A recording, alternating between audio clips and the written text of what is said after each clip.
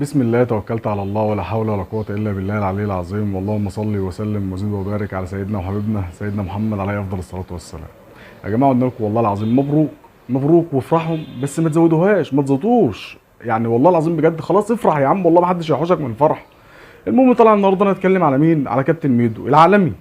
كابتن ميدو العالمي ينزل تويته كده كبيره طويله عريضه، يعني باختصار كده بيتكلم في نقطتين. اول نقطه بيقول بيتهم جمهور الاهلي ان الاهلي لما بيخسر لازم يطلع اي مبرر واي حجه، ويقول لك الهوا والحكام، والمره دي بقى بيسخر يعني وبيتريق وبيقول لك المره دي بيقولوا بقى على ايه؟ على الكور لما خبوها يعني. وفي اخر البتاع في اخر التويته بيقول لك ايه؟ انتوا ما تقولوش من نادي الزمالك، نادي الزمالك ده اكبر قلعه رياضيه في مصر او في الوطن العربي، حاجه كده يعني. فالمهم نرد عليه سريعا كده، مش هناخد وقت ان شاء الله.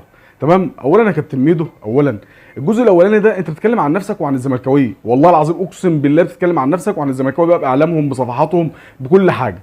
انتوا اللي لما بتخسروا لازم يطلع في اي مبرر بقى ونادي الدوله ومش عارف ايه ده. انت يا راجل اخر ماتش يا مؤمن اللي هو بتاع نهائي الكاس، اخر ماتش انتوا اقنعتوا نفسكم، اقنعوا ما اعرفش لغايه دلوقتي والله اقنعتوا نفسكم ازاي. اقنعتوا نفسكم ان الفار الخطوط بتاعته مش مظبوطه، وان المسطره والورقه بتاعت رضا عبد العال والبرامج الهندسيه والحاجات اللي انتوا قعدتوا تعملوها هي اللي صح، والفار هو اللي غلط، وان الكره اوف سايد بتاعت امام عاشور. انتوا اقنعتوا نفسكم بكده ومتخيلين ان انتوا خسرتوا عشان كده. وهنروح بعيد ليه؟ معلش هفكرك بحاجه تانية هي بتبقى صعبه عليك شويه، بس معلش نادي القرن، بقول نادي القرن، نهائي القرن، نهائي القرن يا كابتن ميدو.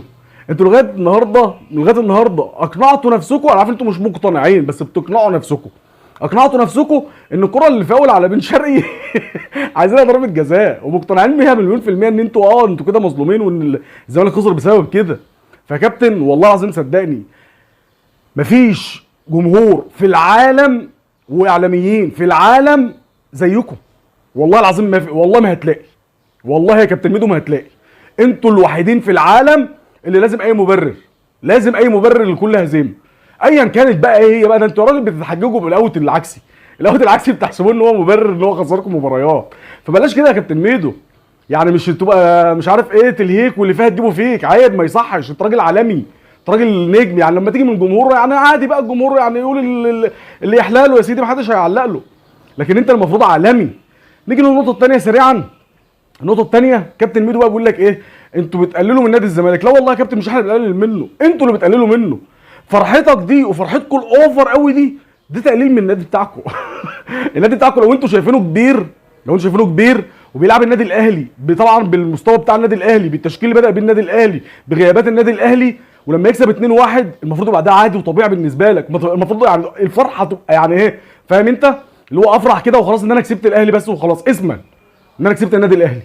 لكن فرحتك الاوفر قوي دي انت واللي زيك واغلبكم يعني دي بتقلل منكم، والله دي بتقلل من ناديكم، مش احنا اللي بنقلل منه، انتوا اللي بتقللوا منه.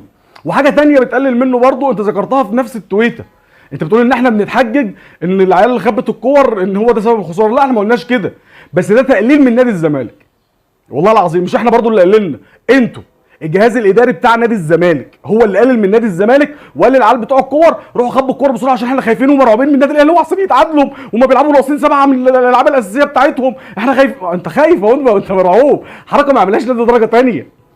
فكده انت اللي بتقلل منه، والله يا كابتن ميدو مش احنا ما بنقللش من حد، احنا الحمد لله كبار قوي.